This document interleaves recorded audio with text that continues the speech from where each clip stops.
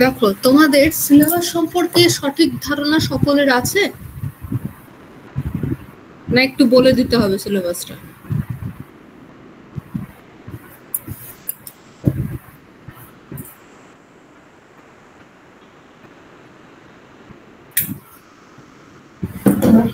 সবাই স্ক্রিনটা দেখতে পাচ্ছ? হ্যাঁ ম্যাম, দেখা যাচ্ছে। আচ্ছা, সিলেবাস সম্বন্ধে আগের দিন বলেছিলাম, অনেকে ছিলে না, আমি তাদের জন্য জিজ্ঞেস করছি সিলেবাসটা সবার জানা আছে?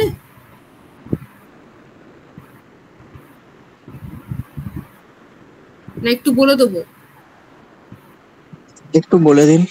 একটু বলে দিই, সব থেকে বেটার আমি বলে দিচ্ছি। দেখো,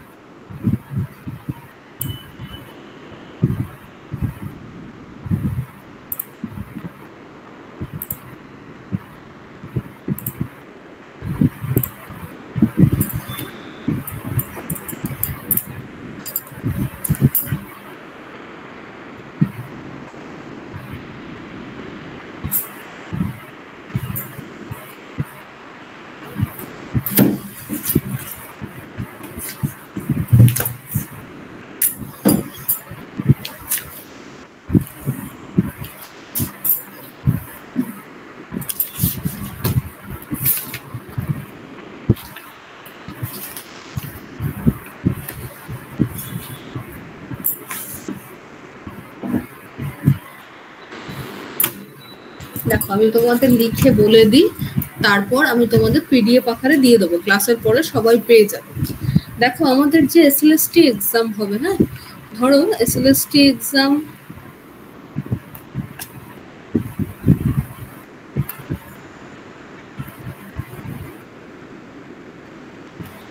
আমাদের যে এসএলএসটি ধরে নাও 2025-এ আমি লিখে রাখলাম, হ্যাঁ, এই 2025 সালের এসএলএসটি এক্সামের জন্য আমাদের নির্দেশনায় কি আছে যে পুরনো সিলেবাসে পরীক্ষা হবে।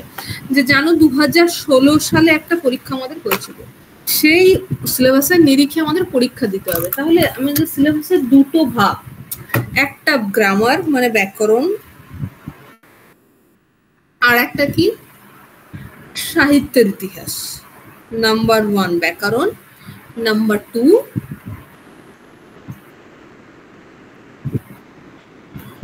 সাহিত্যের ইতিহাস। সকলের দেখা যাচ্ছে? Yes ma'am. দেখো, আমি এবার একটু এইগুলো সম্বন্ধে একটু বলে দিই। দেখো,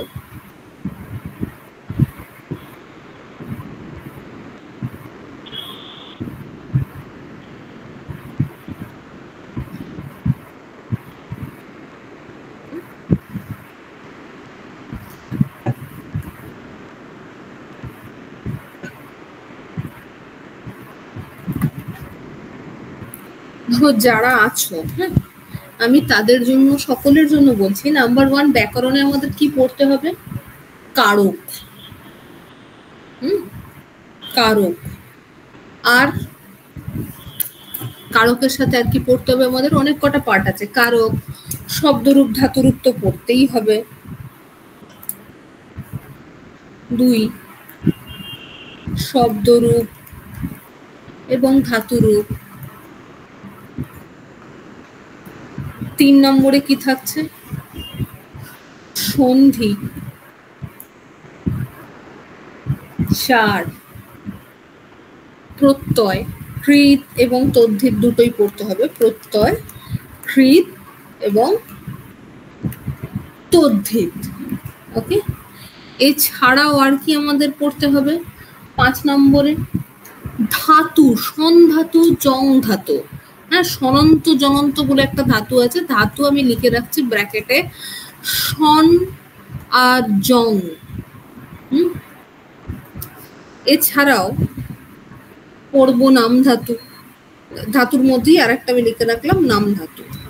এছাড়াও আর পড়ব আত্মনেপদ, পরস্মৈপদ বিধান। দেখি আমি আবার বুঝিয়ে দিচ্ছি। হ্যাঁ,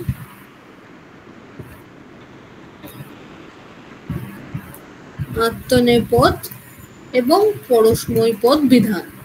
ওকে, 7 নম্বরে আমার থাকবে কি সমাস। খুব শক্ত টপিক বলে মনে করো, কিন্তু অতটাও শক্ত নয়।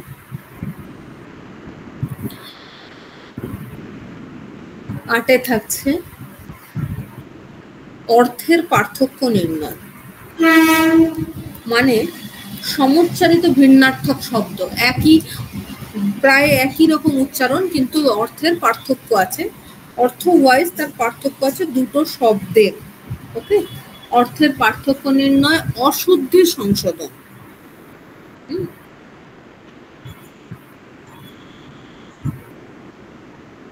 অশুদ্ধি সংশোধন আমরা বেশ কিছুটা পড়ার পর অশুদ্ধি সংশোধন করব, কারণ তাতে আমাদের শব্দরূপ ধাতুরূপ থেকে শুরু করে বেশ অনেক কটা বিষয় লাগবে, জানতে হবে। এক কথায় প্রকাশ, এক কথায় প্রকাশ খুব ইম্পর্টেন্ট, আসেও বেশ কিছু নম্বর। আর লিঙ্গ পরিবর্তন এবং অনুবাদ,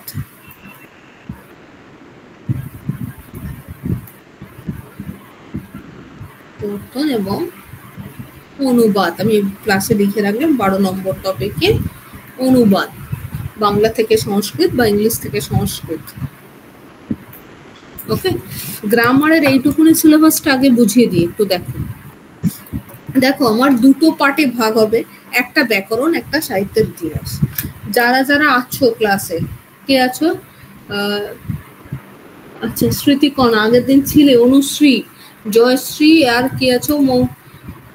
আচ্ছা, আরো জয়েন করেছো জয়শ্রী, মমিতা। আমি সকলের জন্য বলছি, দেখো ব্যাকরণ এবং সাহিত্যের ইতিহাস দুটো ভাগ। আমার ব্যাকরণের মধ্যে পড়ছে কারক, শিখবো আমরা পরপর ক্লাসে শিখবো। এছাড়াও শব্দরূপ ধাতুরূপ, শব্দরূপ ধাতুরূপ পড়তেই হবে, না পড়লে আমরা পারবোই না, গ্রামারের প্রতিটা অংশ কিছুই পারবো না। বলবে কেন ম্যাম? দেখো আমরা অনুবাদ করতে পারবো না, আমাদের এক কথায় প্রকাশের ক্ষেত্রে লাগবে, বিশেষ করে ধাতু, সন্ধাতু, জন ধাতু, নাম ধাতুর ক্ষেত্রেও আমরা ইউজ করব।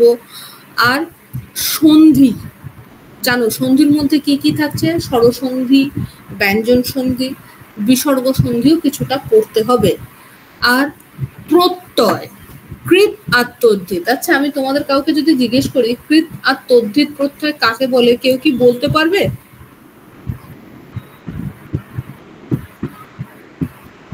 একটু স্ক্রিনটা অফ করলে ভালো হতো। ম্যাম, কৃত প্রত্যয় ধাতুর সাথে যুক্ত হয় আর তদ্ধিত প্রত্যয় হচ্ছে শব্দের সাথে যুক্ত হয়। কৃত প্রত্যয় ধাতুর সাথে যুক্ত হয়, তদ্ধিত প্রত্যয় শব্দের সাথে যুক্ত হয়।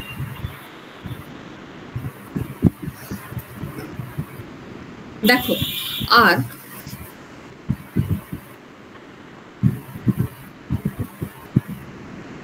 আচ্ছা, বাবান বলে কেউ আছে? আচ্ছা, তুমি ক্যামেরাটা একটু অফ করো।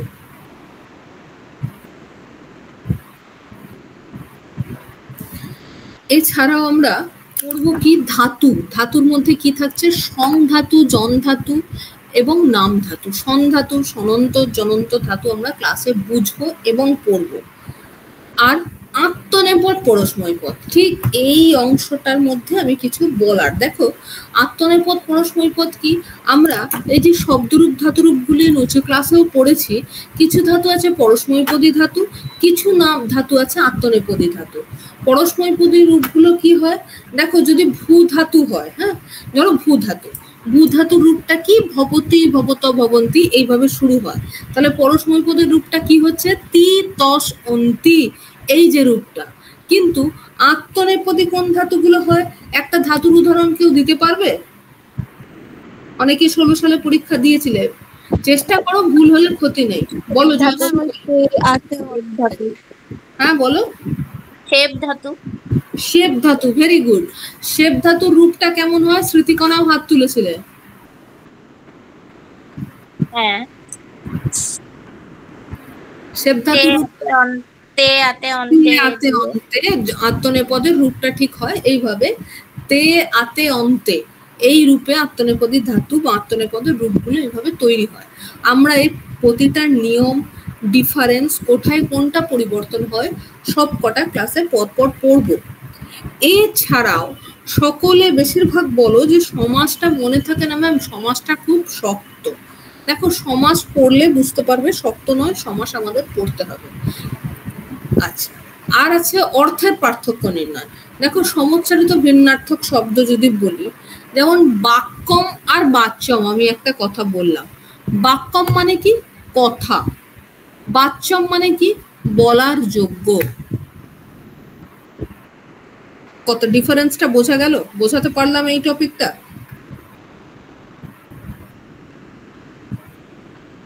মৌমিতা, জয়শ্রী, অনুশ্রী, স্মৃতিকণা। হ্যাঁ বুঝলাম। আচ্ছা, হ্যাঁ ম্যাম। এছাড়া আছে এক কথায় প্রকাশ। জানো এক কথায় প্রকাশ থেকে একটা তোমাদের 2016 সালে একটা প্রশ্নও এসেছিল, কি ব্রাহ্মণানাং সমূহ। একটা 2016 সালের প্রশ্নটা যখন পড়াবো দেখবে আছে, ব্রাহ্মণানাং সমূহ হয় কি ব্রাহ্মণকম, কিন্তু বেশিরভাগই সবাই করে এসেছিল ব্রাহ্মণতা। কেন? জনানাং সমূহ জনতা, সেই অনুপাতে একটা ধরে করে ফেলেছিল ব্রাহ্মণানাং সমূহ ব্রাহ্মণতা। দেখো এগুলো নিয়ম মাফিক যদি পড়ি আস্তে আস্তে তবেই এটা ঠিক হবে, নচেত কিন্তু মিলিয়ে মিশিয়ে ফেলার একটা চান্স থেকে যায়। এছাড়াও থাকছে অশুদ্ধি সংশোধন। এবার এই অশুদ্ধি সংশোধন টপিকটা কি খুব বেশি শক্ত নয়, কিন্তু আবার বেশি ভুল হওয়ার চান্স থাকে। এই অশুদ্ধি সংশোধন করতে গেলে আমাদের কারক, প্রত্যয়, সমাজ সমস্ত কিছু পড়ে নিয়ে করতে হবে, ইভেন এক কথায় প্রকাশগুলো। কারণ একটা সেন্টেন্সে ঠিক না ভুল আমরা তখনই বিচার করতে পারবো যদি আমাদের সবটা পড়া থাকে। বোঝা গেল এইটুকুনি গ্রামারের সিলেবাসটা সকলে? হ্যাঁ ম্যাম। ওকে, আচ্ছা এবার একটু আসি সাহিত্যের ইতিহাস থেকে। হ্যাঁ দেখো সেকেন্ড পার্টে যদি সাহিত্যের ইতিহাস রাখি, তাহলে 2 নম্বর পার্টে আমি লিখলাম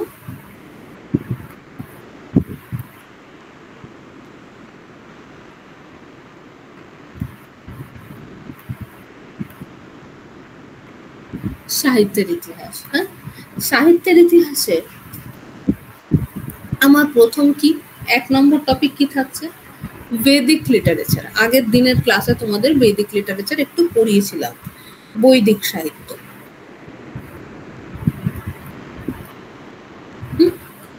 বৈদিক সাহিত্য। এবার এই বৈদিক সাহিত্যের বেশ কিছুটা একটা ইন্ট্রোডাক্টরি পার্ট আগের দিন আমরা পড়িয়েছিলাম।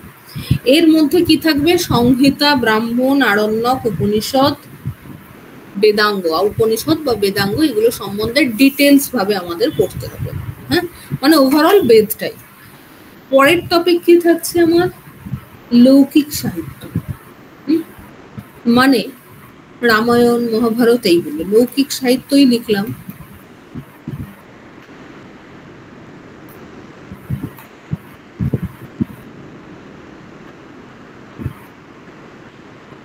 রামায়ণ, মহাভারত এই বিষয়গুলো। এছাড়া আমার কি থাকছে লৌকিক সাহিত্যের মধ্যে? আমার পুরাণও পড়বে,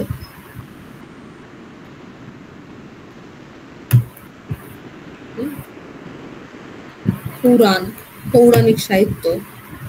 পরের টপিক মহাকাব্য। মহাকাব্য, মহাকাব্যের মধ্যে বিভিন্ন লেখক, বিভিন্ন লেখকের বিভিন্ন কাব্যগুলো পড়বো। কালিদাস, ভাস, মাক, সকল কিছু, সকল কাব্যদের মধ্যে মহাকাব্য পড়বো। পরের টপিক নাট্য সাহিত্য। নাট্য সাহিত্য ডিটেলস পার্ট, এগুলো কোনো অংশ আমরা কম কম পড়ে যেতে পারবো না, যে দুটো রাইটারের পড়বো বাকি অংশ পড়বো না তা নয়, ওভারঅল একটা স্পেসিফিক আমাদের পড়তেই হবে। আচ্ছা, এরপরে আমার আর কি পড়বো সাহিত্যের মধ্যে? গল্প সাহিত্য। তোমরা জানো খুব ইম্পর্ট্যান্ট এবং মজার। গল্প সাহিত্য মনে রাখা যায়, খুব ইজি ভাবেই মনে রাখা যায় একটু চেষ্টা করলে। এছাড়াও আমার আর কি থাকছে? গীতিকাব্য, আর গদ্য কাব্য। একজন গদ্য কাব্যকারের নাম বলবে? জানো কেউ? চেষ্টা করতে পারো, না জানলে কোনো ক্ষতি নেই। জানো দণ্ডির গদ্য কাব্য একটা কি? দশকুমার চরিত্র। একদম দশকুমার চরিত। এছাড়াও আছে হিস্ট্রি অফ তোমার হিস্টোরিক্যাল কাব্য বা ঐতিহাসিক কাব্য, কলহনের রাজতরঙ্গিনী নাম আমরা খুব উল্লেখযোগ্য। এছাড়াও আরো আছে, সেগুলো সম্বন্ধে পড়ব। ঐতিহাসিক কাব্য আর চম্পু কাব্য। চম্পু কাব্য গদ্য পদ্য মিশ্রিত রচনাগুলোকে আমরা চম্পু কাব্য বলে থাকি। চম্পু কাব্য। আর থাকছে আরো একটা বিষয়, মনুসংহিতা। মনুসংহিতার সপ্তম অধ্যায়টাই থাকবে, ওটা তোমরা গ্র্যাজুয়েশনে পড়ে থাকবে, কারণ কোনো কোনো ইউনিভার্সিটি পড়িয়ে থাকে। সিবিসিএস এর আগের কথা আমি বলছি, সিবিসিএস হওয়ার পর থেকে সকলেরই প্রায় সমান। এছাড়াও কৌটিল্যের অর্থশাস্ত্র। আগের 2016 সালের প্রশ্নটা যদি কেউ ফলো করো, মাত্র কয়েকটা প্রশ্ন এসেছিল, কিন্তু আমাদের যে অল্পই আসবে, বাকি আসবে না, এটা ধরা যায় না। হ্যাঁ, আর পরেরটা কি আসবে? অভিজ্ঞান শকুন্তলম, কালিদাসের একটি বিখ্যাত নাটক। অভিজ্ঞান শকুন্তলম আমাদেরকে একটু ভালো করে পড়তে হবে, তাই বলে অন্য নাটক পড়তে হবে না তা নয়, এগুলো একটু ডিটেলসে আলোচনা করতে হবে। যারা যারা ক্লাসে আছো সকলে এই অংশটা বুঝতে পেরেছো?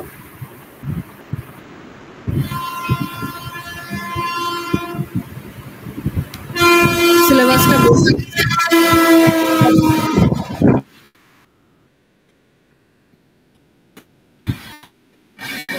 তাহলে আজকের ক্লাসটা করাই একটু।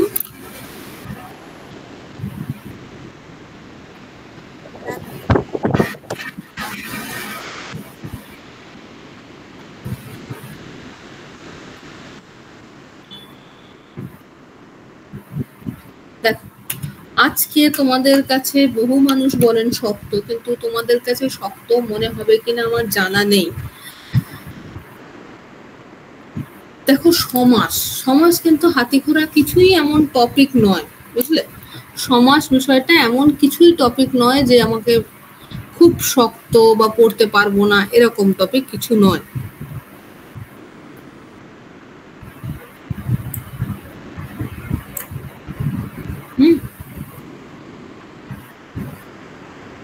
দেখো, এই সমাস, আমাদের যে সমাসের আমরা ব্যাকরণে আমরা কিছুটা প্রাথমিক ধারণা আজকে নেব। বলবে ম্যাম সমাস কাকে বলে? কেউ বলতে পারবে সমাস কাকে বলে? দেখো, আমি বলেছি সমাস কাকে বলে, আমি বলে দিচ্ছি। দেখো, আমরা আগের দিন যেমন বেদিক লিটারেচার পড়েছিলাম, তেমন ব্যাকরণের ক্ষেত্রে একটা টপিক সমাস। সেক্ষেত্রে সমাসটা কি জিনিস বা সমাস কাকে বলে যদি আমি একটুখানি বুঝতে চাই,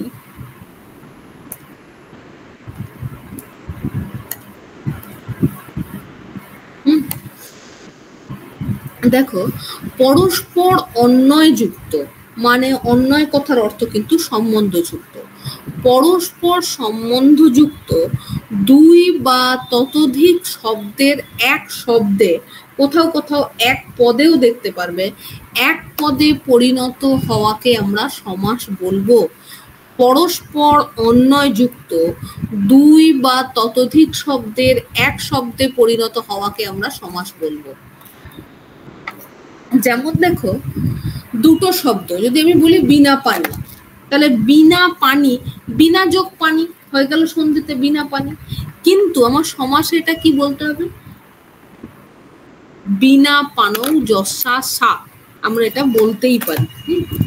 দেখো, প্রত্যেক পদে আমাদের সমাসের কিছু নিয়মও থাকবে, আমি নিয়মটাও দেখাবো। একটা উদাহরণ দিয়ে বলি তোমাদের আমি সমস্ত নোটটা পিডিএফ আকারে দেব, আগে একটু শুনে নাও। দেখো, বিনা পানৌ যস্যা সা, এখানে আমি লিখিনি, শুধু একটা অংশ বোঝাবার জন্য দুটো দিয়েছি, যে বিনা এবং পানি।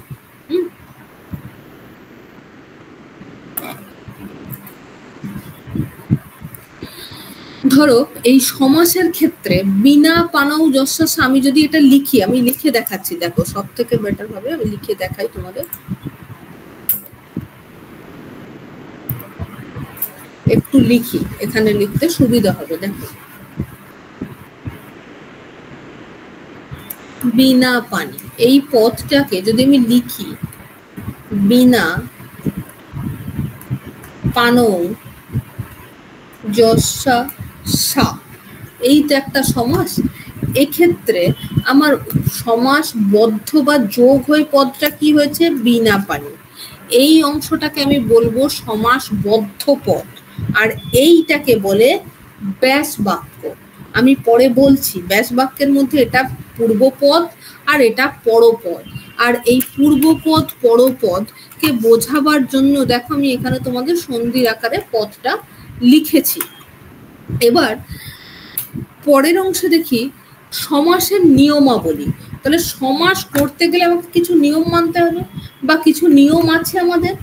পিয়ালি, হ্যাঁ দেখো কি কি নিয়ম আছে। 1 নম্বর, প্রত্যেক পদের আমার বিভক্তি চিহ্নটা লোপ পায়, প্রতিটা পদের বিভক্তির চিহ্ন লোপ পাবে। আর পূর্ব রূপ পরিবর্তন হয়, পূর্ব রূপেরটা পরিবর্তন হয় বিনা পানৌজস্যা সহ বিনা পানি। একটা উদাহরণ দিয়েছে দেখো, রাজা যুক্ত আদর্শ রাজা দর্শ, এটা আমার সন্ধি করলে হবে।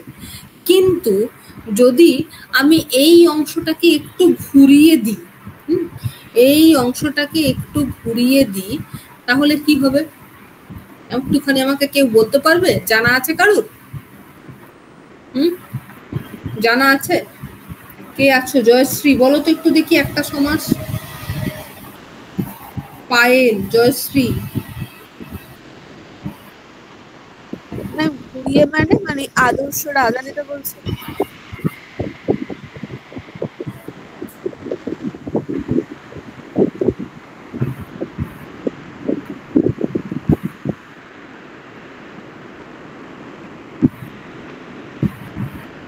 বলো, আরেকবার বলো, বোঝা গেল না, কথাটা পরিষ্কার হলো না। আরেকবার বলো, যে বললে ভুল হোক ক্ষতি নেই, চেষ্টা তো করো। ম্যাম ঘুরিয়ে মানে কি বললেন? ওই আদর্শ রাজা, আমরা তো রাজা দর্শ সন্ধির মতো করে লিখলাম, রাজা যুক্ত আদর্শ রাজা দর্শ, তাহলে এটাকে সমাস করলে কি হবে?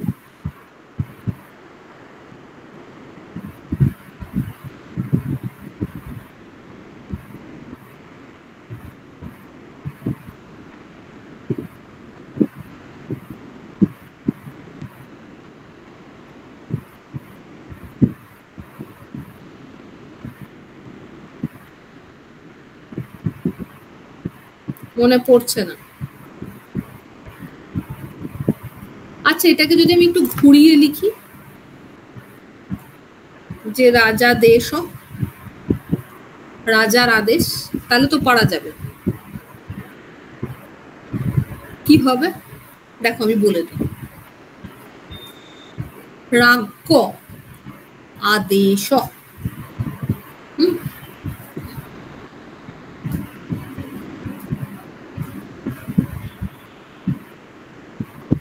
রাজ্ঞ আদেশ। এবার এই রাজ্ঞ আদেশ আমাকে বলতে পারো যে ম্যাম এটা কিভাবে কি হলো, বুঝতে পারছি না। দেখো আমি বলেছি কি পূর্বপদ, এখানে একটুখানি আছে যে পূর্ব রূপের পরিবর্তন হয়। আমি আরো একবার নিয়মটুকুনি বলি দেখো, 2 নম্বর নিয়মে পূর্বপদ যদি স্বরান্ত হয়, মানে পূর্বপদের বর্ণ যদি স্বরবর্ণ হয়, তাহলে তারা পাশাপাশি বসবে। এবং পূর্বপদ ব্যঞ্জন বর্ণ যদি থাকে, তাহলে সেই ব্যঞ্জন বর্ণ শব্দের সপ্তমীর বহুবচন হবে, এবং সপ্তমীর বহুবচন থাকলে সেটার পরিবর্তন হবে। এবার দেখো তাহলে এখানে আমার সব রাজা, আটা কি ব্যঞ্জন বর্ণ না স্বরবর্ণ? আমাকে এইটুকুনি বলো। রাজা, আমি রাজা পদটাকে যদি বর্ণ বিশ্লেষণ করে ভাঙি, রাজা কি হবে? র যোগ আ যোগ জ যোগ আ, তাই তো? এই আটা মানে শেষটা আমার কি শব্দ? ব্যঞ্জন বর্ণ না স্বরবর্ণ? এইটুকুনি কে বলতে পারবে? স্বরবর্ণ। স্বরবর্ণ।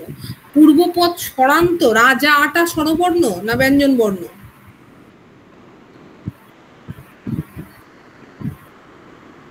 পূর্বপত্রের স্বরবর্ণ আছে তো শেষে, আছে, এবং স্বরান্ত মানে শেষটাতে আমার আই থাকবে। তাহলে এক্ষেত্রে যেমন হবে তাই হবে, রাজ্ঞ পদের কোনো পরিবর্তন হবে না। কিন্তু যদি ব্যঞ্জন বর্ণ হয় তাহলে আমার সপ্তমীর রূপ হবে।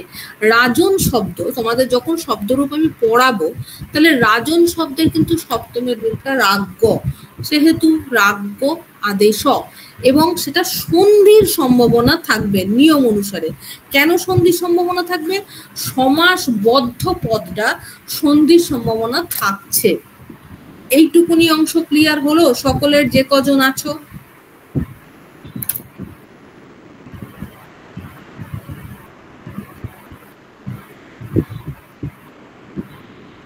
হয়েছে? হ্যাঁ ম্যাম। আর সবাই একজন বললো হ্যাঁ ম্যাম, বাকি? হ্যাঁ ম্যাম। আচ্ছা, দেখো সমাসের আরো বেশ কিছু নিয়ম আছে, আমাদের নিয়ম মেপে করতে হবে। দেখো সমাসবদ্ধ পদকে আমাদের শুদ্ধ রূপে করতে হবে অবশ্যই। এটা সমাসবদ্ধ কেন, যে কোনো গ্রামাটিক্যালের ক্ষেত্রে আমাদের শুদ্ধ রূপে লিখতে হবে। কি করতে হবে দেখো, শুদ্ধ রূপটা কি? সমাসবদ্ধ পদ হওয়ার পরে তার সঙ্গে যদি সমাস একটা বদ্ধ পদ এখানে হয়, বাক্যে প্রযুক্ত বিভক্তি চিহ্ন যোগ করতে হবে।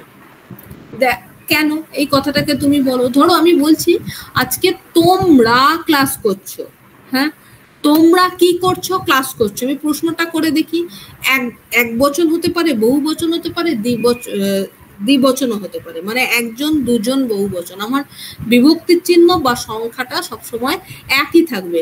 বিভক্তি কাকে বলে? সংখ্যা কারকাদি বোধয়িত্রী বিভক্তি, যার দ্বারা সংখ্যা বোঝা যায়, তাই হলো বিভক্তি। তোমরা একজন ক্লাস করছো না দুজন করছো না তার বেশি করছো, সেটা হলো বিভক্তি।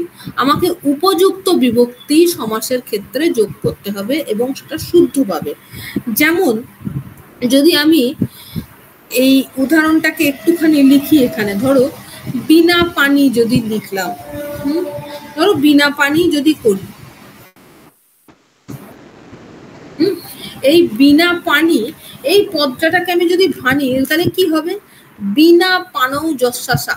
আর এই বিনা পানিটা কি পদ? সমাসবদ্ধ পদ।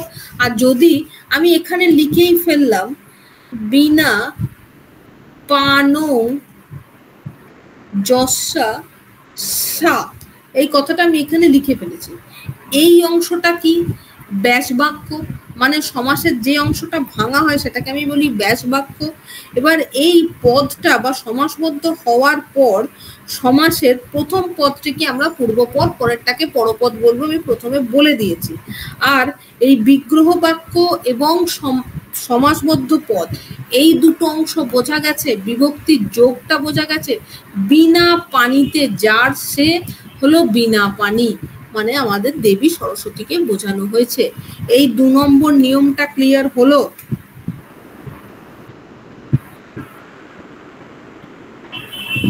ম্যাম আরেকবার বলবেন?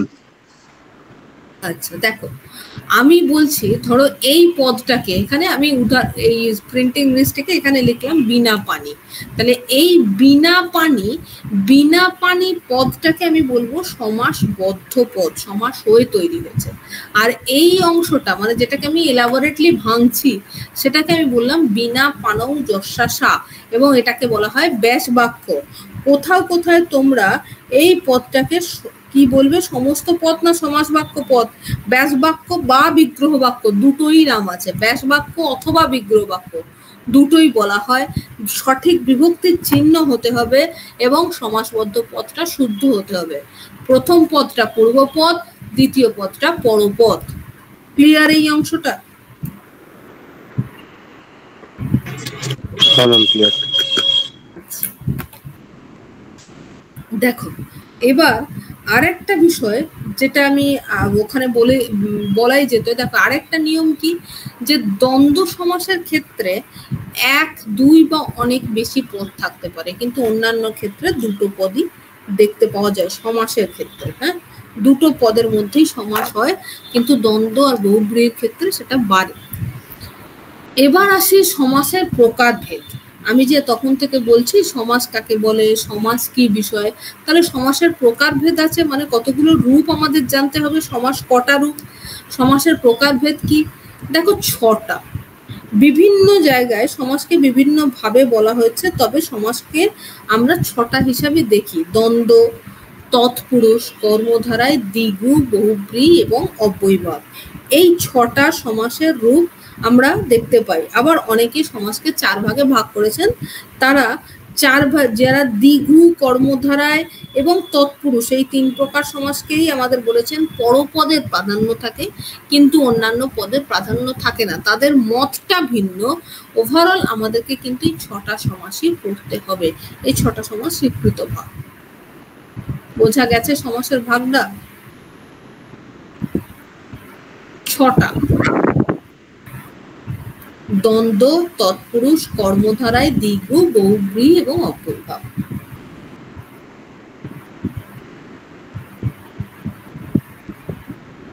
হলো একটু বোঝা?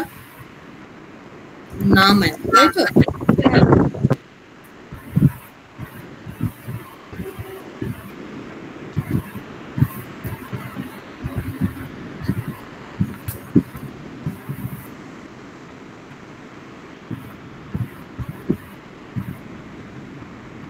আচ্ছা, দেখো, অব্যয়ীভাব সমাস একটুখানি ডিটেলস আমরা পড়বো। অব্যয়ীভাব সমাস এছাড়াও আমরা আর কয়েকটা নিয়ম এখানে দেখে নিই। এই যে 6টা সমাসের রূপ আমরা পড়লাম, এর মধ্যে সমাসান্ত, হ্যাঁ, একটু খাতাতে লিখতে পারো তোমরা। এখন একটু শর্ট নোট মতন দিয়ে রাখো, পিডিএফ পাবে, ডিটেলস পাবে। আচ্ছা দেখো, এছাড়াও 2টো পদের মধ্যে সমাস হয়, কিন্তু দ্বন্দ্ব বহুব্রীহিতে একাধিক হয়, এটা আমি তোমাদের বলেছি। এবার দেখো, সমাসবদ্ধ পদে অসমত শব্দ, অসমত মানে কি? আমি, আর জুস, অসমত শব্দের স্থানে সমাসে, একটু শর্ট নোট লিখে রাখো, সমাসে অসমত এই শব্দের জায়গায় কি হয়? মদ। অসমত শব্দের জায়গায় মদ কথাটা হয়। অসমদের বিভিন্ন রূপ আছে, যেমন মম গৃহম, একটা উদাহরণ বলি, দেখো, যেমন মম, এটা একসাথে হবে, মম গৃহম, কি হবে? মদ গৃহম। লেখা হয়েছে? ম্যাম আর একবার বলুন। দেখো, সমাসের তো অনেকগুলো ভাগ আমরা পড়লাম, নিয়ম আমরা পড়লাম। আর একটা নিয়ম, যে সমাসে অসমত শব্দ, অসমত মানে কি? আমি বা অহম, এই অসমত শব্দের বিভিন্ন রূপের জায়গায় মম একটা রূপ, তাই তো? মম আবয় অস্মাকং, পঞ্চমীর একটা রূপ। এই মম শব্দের জায়গায় মম গৃহম মানে আমার গৃহ, সেক্ষেত্রে যখন সমাস করব তখন হবে কি? মদ গৃহম। এই মমটার জায়গায় হবে মদ। অসমত শব্দের রূপে হয় মদ, কথাটা ইউজ করা হবে।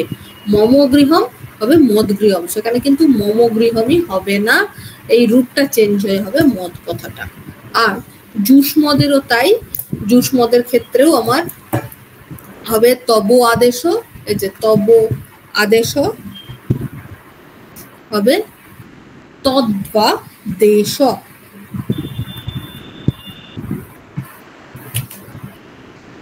এইটুকুনি অংশ হয়েছে। অসমদ আর জুস মদে মদ আর তদ হয় জুস মদে।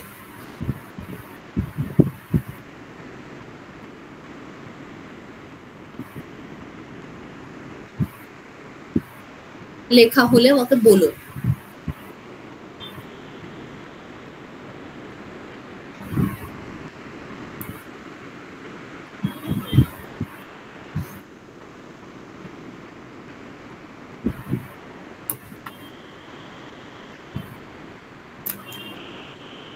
দেখো, হয়েছে সব লেখা? আমি আরেকবার রাখবো পিডিএফটা? রাখবো ওই স্লাইডটা আরেকবার রাখবো? আচ্ছা, এবার দেখো, আরো কিছু নিয়ম আছে অব্যয়ীভাব পড়াবার আগে একটু বলে দিই। দেখো, যে আমাদের সাধারণত 2টো পদের মধ্যে সমাস হয় আমরা জানি, দ্বন্দ্ব বহুব্রীহিতে একাধিক। আর কি? বিশেষ্যের সঙ্গে, হ্যাঁ, বিশেষ্যের সঙ্গে মহৎ শব্দের যদি সমাস হয়, বিশেষ্য পদের সাথে, বিশেষ্য পদের সাথে যদি মহৎ শব্দের সমাস হয়, আমি শর্ট করে লিখছি, মহৎ শব্দের সমাস হলে তখন বিশেষণ মহৎ শব্দের স্থানে মহা হয়, তখন বিশেষণ রূপে মহৎ জায়গায় মহা হবে। যেমন দেখো, আর মহান পুরুষ, মহাপুরুষ, মহৎ শব্দের মহান একটা রূপ। যদি এই মহাটা কখন হবে? যদি একটা সমাসের ক্ষেত্রে হয় বিশেষ্য পদে, পুরুষ, পুরুষটা কি বিশেষ্য, তাহলে পুরুষটি কেমন, মহান পুরুষ, তখন তার বিশেষ্য হয়ে গেল। এই বিশেষ্য পদের সাথে যখন মহৎ হবে তখন সেটা বিশেষণে রূপান্তরিত হবে বিশেষ্যটা, এবং মহান পুরুষ মানে মহা শব্দের জায়গায় কতটা মহান হয়ে যাবে। দেখো মহান পুরুষ লিখলাম, অ্যান্সারটা হবে কি মহাপুরুষ। কি তাই বলি তো আমরা মহাপুরুষ তো বলি, মহাপুরুষ, মহৎ পুরুষ ও মহান পুরুষ, তখন এই বিশেষ্য পদটা বিশেষণ হয়ে যাবে। আমরা যদি বিশেষণ কাকে বলে জানতে চাই তাহলে বিশেষণ কাকে বলবো আমরা, যে পদের দ্বারা বিশেষ্য পদের দোষ গুণ সংজ্ঞা বোঝা যায়। তাহলে পুরুষটি কেমন না মহাপুরুষ, অনেক মহান। ক্লিয়ার এইটুকুনি? ম্যাডাম আপনি কিছু লিখছেন কি? তাহলে সেগুলো দেখাচ্ছে না, শুধু স্লাইডটা দেখাচ্ছে। হ্যাঁ লিখছি তো, আর একটু ডিপ করে শুধু স্লাইডটা দেখাচ্ছে ম্যাডাম, উইন্ডোতে আর কিছু দেখাচ্ছে না। দেখো তো এবারে এই ডট গুলো বোঝা যাচ্ছে? হ্যাঁ ম্যাডাম বোঝা যাচ্ছে। যাচ্ছে না, ঠিক আছে।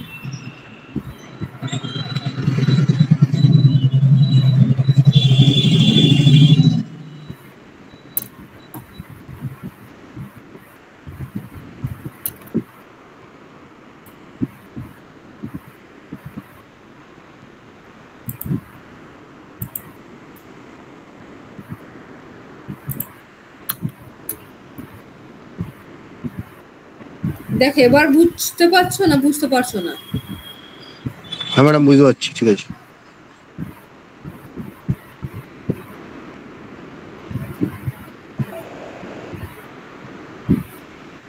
দেখো এবার বোঝা যাবে আশা করি।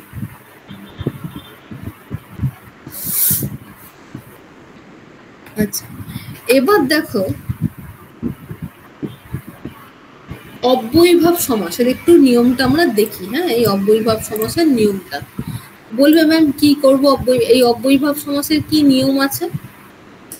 1 নম্বর, অব্যয়ীভাব সমাসের সংজ্ঞা হচ্ছে পূর্ব পদার্থ প্রধান অব্যয়ীভাব। সংজ্ঞাটা আমরা পড়েছি কি, পূর্ব পদার্থ প্রধান অব্যয়ীভাব, এই কথাটা। যেখানে পূর্ব পদের অর্থ প্রধান হয় তাই হলো অব্যয়ীভাব। যেমন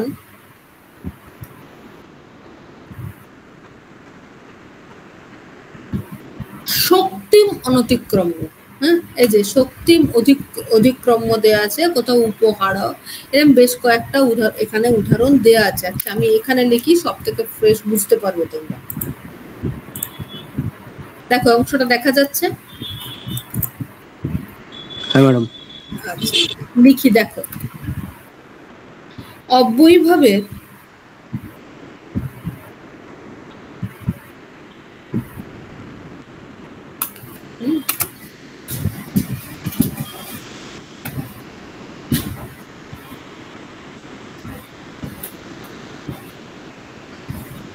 আমি বলেছি কি, যেখানে পূর্ব পদার্থ প্রধান তাকেই আমরা অব্যয়ীভাব বলবো, তাই তো? যেমন দেখো শক্তিম অনতিক্রম্য, যদি কথাটা আমি লিখি এখানে, শক্তিম অনতিক্রম্য উদাহরণে একটা লিখি, আমি বুঝিয়ে দিচ্ছি এখানে। হ্যাঁ শক্তিম অনতিক্রম্য, কি হবে এখানে, শক্তিকে অতিক্রম করা যায় না। আমি বলেছি পূর্বপদ প্রধান, তাহলে এখানে পূর্বপদ কোনটা আমাকে কে বলতে পারবে? পূর্বপদ কোনটা এই লাইনটার মধ্যে শক্তি অনতিক্রম্যে?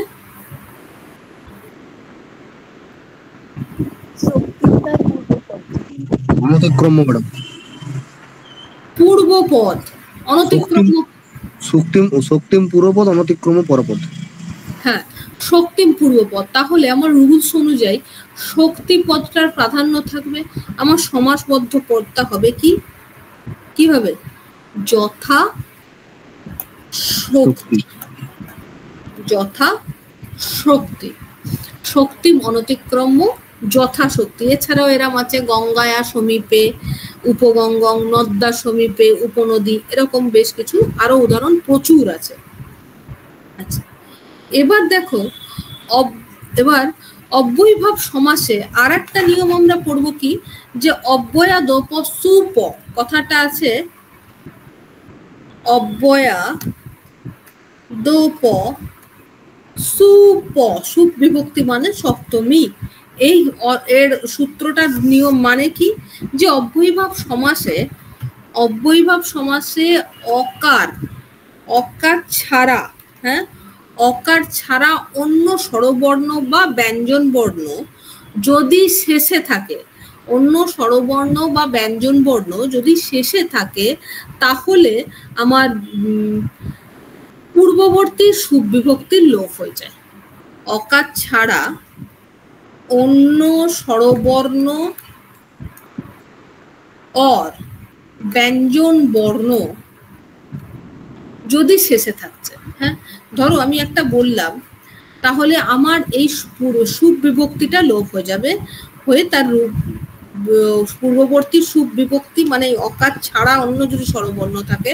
একটা উদাহরণ দিই, সব থেকে ভালো বুঝতে পারবে। ধরো হরে, হরে আমার লেখাটা দেখা যাচ্ছে? হ্যাঁ ম্যাডাম। হরে সমীপম কথাটাই বললাম, হরে সমীপম। দেখো এখানে অকার নেই, অন্য স্বরবর্ণ আছে। এই হরে সমীপম কি হবে উত্তরটা? উপহরি। এখানে আর সুবিভক্তি বা সপ্তমীর রূপটা আসছে না, উপহরি এই কথাটা এখানে আমরা লিখবো।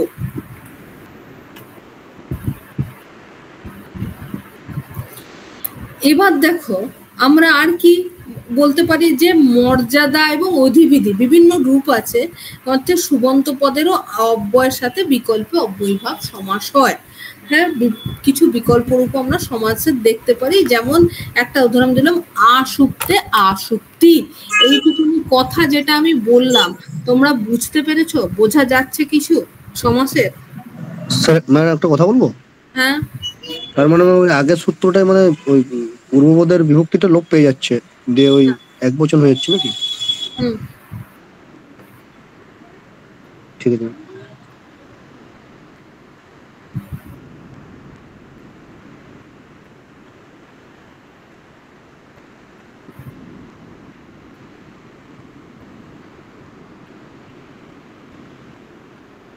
দেখো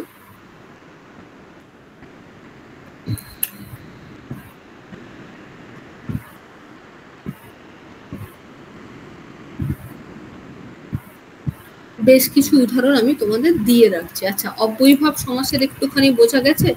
এবার দেখো আরো কিছু আছে উদাহরণ।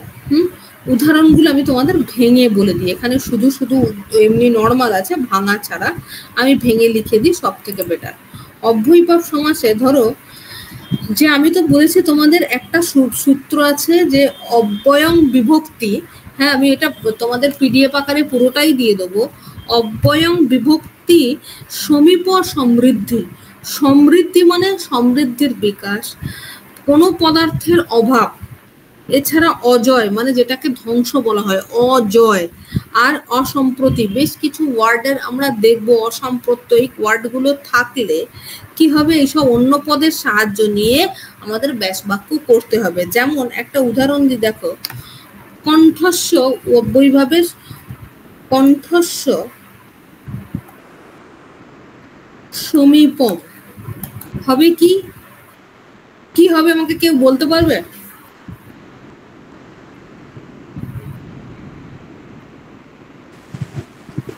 উপকণ্ঠম। উপকণ্ঠম। এছাড়াও আমরা ভিক্ষায় অভাব কি হবে? দুর্ভিক্ষম। রথস্য পশ্চাৎ অনুরকম। এরকম প্রচুর উদাহরণ আমরা এই অব্যয়ীভাব সমাসে দেখতে পাবো। তাহলে এই অব্যয়ীভাব সমাসের যেটুকুনি অংশ পড়লাম, একটুখানি প্রথম থেকে দেখি। হ্যাঁ, অব্যয়ীভাবে দেখো তো,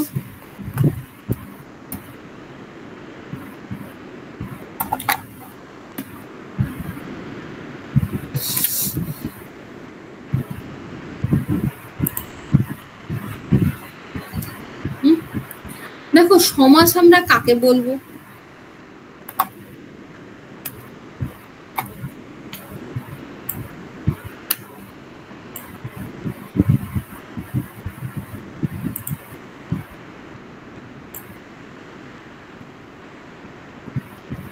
সমাস আমরা কাকে বলবো? প্রথম কথা বলো তো, কেউ বলতে পারবে?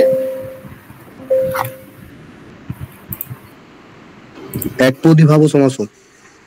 এক পদে পরিণত হওয়াকে আমরা সমাস বলবো।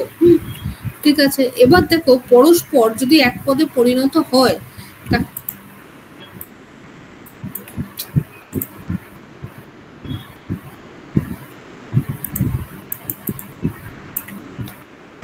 আচ্ছা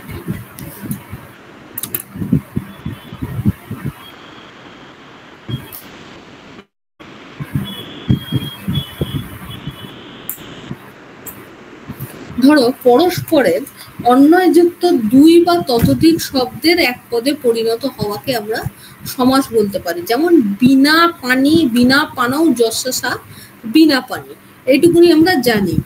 এছাড়াও আমরা কি বলতে পারি যে সমাস কাকে বলে? যে যার মধ্যে দুটো শব্দ আছে কিন্তু পরস্পর সম্বন্ধ যুক্ত হতে হবে, অসম্বন্ধ যুক্তে কখনো সমাস হয় না। আচ্ছা, এরপরে দেখো সমাসের নিয়মাবলীগুলো আমি বলেছিলাম। নিয়মাবলী কি? আমাদের আজকে প্রধান পড়ার বিষয় হলো সমাসের নিয়ম। দেখো সমাসের নিয়ম, প্রত্যেক পদের একটি বিভক্তির চিহ্ন থাকে, প্রতিটা পদের বিভক্তির চিহ্ন থাকে এবং সেই অংশটি লোপ পায় অনেক ক্ষেত্রে, বা অনেক ক্ষেত্রে লোপ পায় না। আর কি?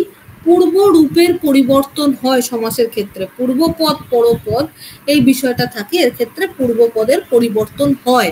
যেমন আমি রাজা আদর্শ আছে, রাজা দেশ আছে, রাজ্ঞ আদেশ, রাজা দেশ। এবার এই রাজ্ঞ পদ কি? এখানে আমি বলেছিলাম কি যদি সপ্তমী থাকে বা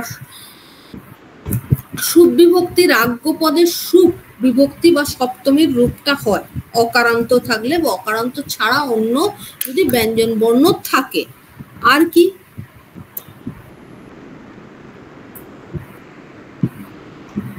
সমাসবদ্ধ পদের রূপ সবসময় শুদ্ধ হতে হবে, এটা অবশ্যই। আর উপযুক্ত বিভক্তি চিহ্ন যোগ করতে হবে। বিভক্তি চিহ্ন কি বা বিভক্তি কাকে বলে? ধরো আমি যদি বলি সংখ্যা কারকাদি বোধয়িত্রী বিভক্তি, যার দ্বারা সংখ্যার জ্ঞান হয়, মানে কতজন বা কত অ্যামাউন্ট আছে সেইটা আমি বুঝে আমাকে সমাস করতে হবে। আমি কখনো যদি একটা বহু বচনের, ধরো বিনা পানি, বিনা পানি আমি একজনের কথাই বলছি বা বোঝাচ্ছি একজন, কিন্তু গোটা পুরো অংশটাকেই বোঝাচ্ছে, এটা বহুব্রীহি সমাস। যেমন বিনা পানৌ যশসা, যার হাতে বিনা আছে সেই বিনা পানি, এর অর্থ আমরা জানি দেবী সরস্বতীকে আমরা এই উদ্দেশ্যে বলেছি। আর কি? এবার তোমাকে আমি আরো একটা বলা হলো যে ভিক্ষায় অভাব দুর্ভিক্ষব, এরকম কিছু টার্মস দিয়ে দেওয়া হলো, কিন্তু সঠিক বিভক্তিযুক্ত হতে পারে। আমি বলতে পারি তোমরা সবাই ক্লাস করছো, তোমরা, কখনো কিন্তু আমি কোনো একজনকে মেনশন করে এখানে বলিনি যে তুমি করছো, মানে একজন বলিনি, সেটা দ্বিবচনও হতে পারে, বহু বচন হতে পারে, একাধিক বিষয়। এবার দেখো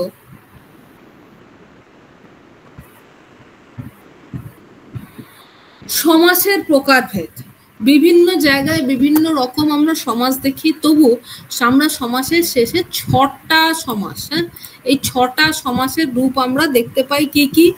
দ্বন্দ্ব, তৎপুরুষ, কর্মধারায়, দ্বিগু, বহুব্রীহি এবং অব্যয়ীভাব। দ্বন্দ্ব, তৎপুরুষ, দ্বিগু এবং অব্যয়ীভাব, এই কটা জিনিস আমরা দেখতে পাই। দ্বন্দ্ব, তৎপুরুষ, কর্মধারায়, দ্বিগু, অব্যয়ীভাব। আচ্ছা, তোমাদের আমি এখানে একটুখানি অব্যয়ীভাব সমাসটা সম্বন্ধে কিছু কিছু নিয়ম আমি বলেছি, এখানে একটা দুটো লেখা আছে, আরো কিছু নিয়ম আমি বলেছি। তাহলে অব্যয়ীভাব সমাসের নিয়মটা কি বা সংজ্ঞাটা কি বলেছিলাম? যে পূর্ব পদার্থ প্রধান, পূর্ব পদার্থ প্রধান অব্যয়ীভাব, এখানে আমি বুঝিয়ে দিয়েছিলাম।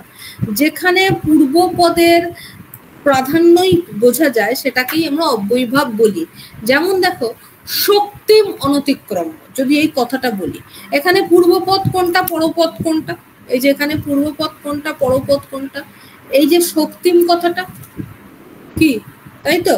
এই শক্তিম কথাটা আমার পূর্বপদ, তারপর পরেরটা অতিক্রম নয়, এটা অনতিক্রম্য। তাহলে শক্তিম পদটা পদ প্রধান হবে এবং এর অ্যান্সারটা বা সমাসবদ্ধ পদটা কি হবে, কেউ বলতে পারবে? যথাশক্তি। যথাশক্তি, শক্তি মনতিক্রম্য যথাশক্তি। এছাড়াও আমাদের প্রচুর উদাহরণ আমরা দেখতে পাই, উপহরি, উপকণ্ঠম, কোন কণ্ঠস্ব সমীপম হবে উপকণ্ঠম, কণ্ঠ, এই পদটার উদাহরণই এখানে প্রধান।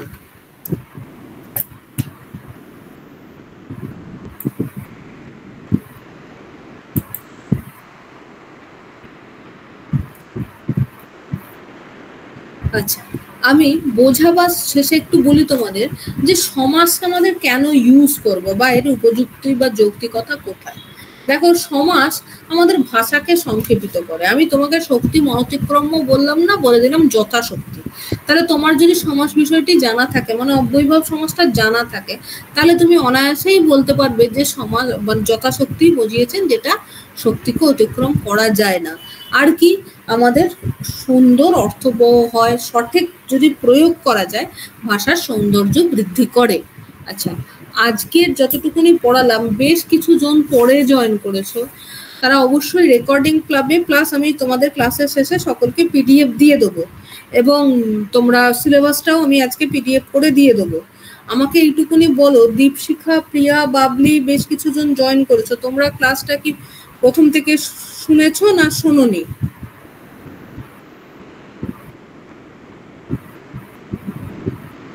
পরিতোষ অনেক পরে জয়েন করেছো মনে হচ্ছে, কিছু বুঝতে পেরেছো?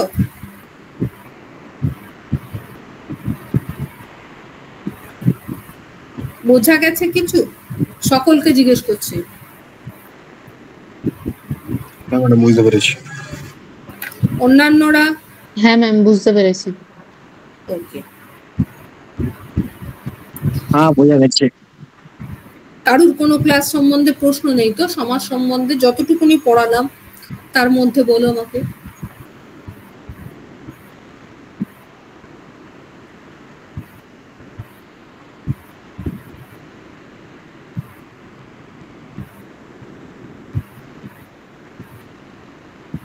এখান থেকে ম্যাডাম কি রকমের কোশ্চেন আসতে পারে? দেখো, কিরকম প্রশ্ন আসতে পারে, একদম আমি প্রশ্নগুলো নিয়ে তোমাদের পড়াবার পরে অবশ্যই আমি চ্যাপ্টার শেষে তোমাদের আলোচনা করব। তবু তুমি প্রশ্নটা যখন করলে, ধরো কিছু তোমাদের এমসিকিউ টাইপের প্রশ্ন হবে, 60 মার্কসের পরীক্ষা হবে। এক্ষেত্রে তোমাদের কিছু একটা উদাহরণ তুলে দিয়ে জানতে চাওয়া হতে পারে এই সমাসের উদাহরণ কোনটা। হ্যাঁ, এবার আবার কোনো জায়গায় একটা উদাহরণ সমাস বলে দিয়ে উদাহরণ থেকে সিলেক্ট করতে দেওয়া হবে, অব্যয়ভাব সমাসের উদাহরণ দাও, বেশ 5-6টা দিয়ে দিয়ে সিলেক্ট করতে দেওয়া হবে। তাহলে আমাদের যদি নিয়ম জানা থাকে, উদাহরণ জানা থাকে, দেখো আমি হাজার হাজার উদাহরণ আছে, আমি যদি নিয়মগুলো জানি বা আমার ট্রিক্স গুলো প্রতিটা সমাসের বুঝতে পারি, তাহলে আমার অত উদাহরণ মনে রাখা সত্যি কষ্টকর বা ভুলের সম্ভাবনা বেশি। সেক্ষেত্রে আমার ভুলের সম্ভাবনাটা কম। আমার যে মার্কস থাকে গ্রামারে, পিওর মার্কসটা আমাদের তোলার চেষ্টা করতে হবে। দেখো, সমস্ত ক্ষেত্রে আমি যে কটা সিলেবাস বললাম, প্রতিটা ক্ষেত্রে গ্রামারের মার্কসটা ছাকা। বোঝা গেল? মানে কি সূত্রের উল্লেখ করা থাকতে পারে, মানে কোন একটা সমাসের উদাহরণ দিয়ে? হ্যাঁ, দেয়া থাকতেই পারে। দেখো, এটা দেয়া থাকতেই পারে, আমাদের সূত্রগুলো দেখতে হবে। সূত্র না পড়ে যদি সমাস পড়া হয় না, তাহলে সেই এরকম উদাহরণ হবে, তুমি ইতিযুক্ত আদি ইত্যাদি জানো, কিন্তু নদীযুক্ত আদি নদাদি জানো না। কেন? তুমি ওই 100টা উদাহরণ মুখস্থ করেছো, ওইভাবে করলে অসম্ভব নয়।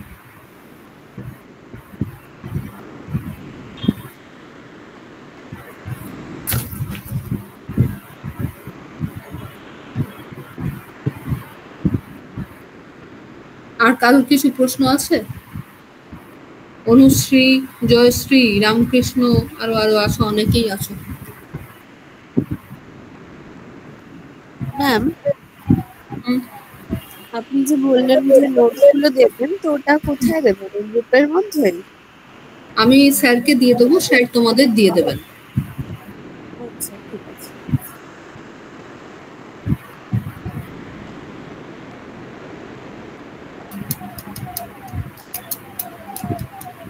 ম্যাডাম এখন সময় তো খুব কম, মানে ব্যাপারটা হচ্ছে যে অনেক বইয়ের মধ্যে অনেক কিছু ভুলভ্রান্তি দেখা দিচ্ছে। নতুন কিছু বই বেরোচ্ছে বা পুরনো বই আছে, যদি একটু বলেন যে এই গ্রামারের জন্য বা বিশেষ করে সমাজটা আপনি পড়াচ্ছেন, যদি এর জন্য মানে কোনো ভালো বই যদি থাকে, মানে ব্যাপারটা হচ্ছে ডক্টর সচ্চিদানন্দ মুখোপাধ্যায়ের বইটা আছে, কিন্তু ওটা তো অনেকটা ভাস্ট এই মুহূর্তে, যদি ওটা পড়তে যাই তাহলে তো মানে অনেক সময় চলে যাচ্ছে, এই জন্য বললাম আর কি। আচ্ছা, আমি একটা কথা বলি, দেখো কোনো বই খারাপ নয়। তুমি যে বলছো সচ্চিদানন্দ বাবুর বই যথেষ্ট ভালো এবং ভাস্ট দেওয়া হয়েছে। এছাড়া ক্লাসটা ফলো করো না, আমি ক্লাসে ওভারঅলই করাবো, আমি শর্টকাট মেথডে করাবো না, কিন্তু তোমাদের সিলেবাসও শেষ হবে, পড়তেও পারবে এবং সমস্ত কিছু নোটস দেওয়া হবে। Okay ma'am, thank you.